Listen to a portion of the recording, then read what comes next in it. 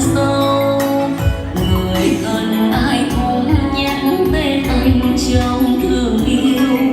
Bây giờ anh chốn nào?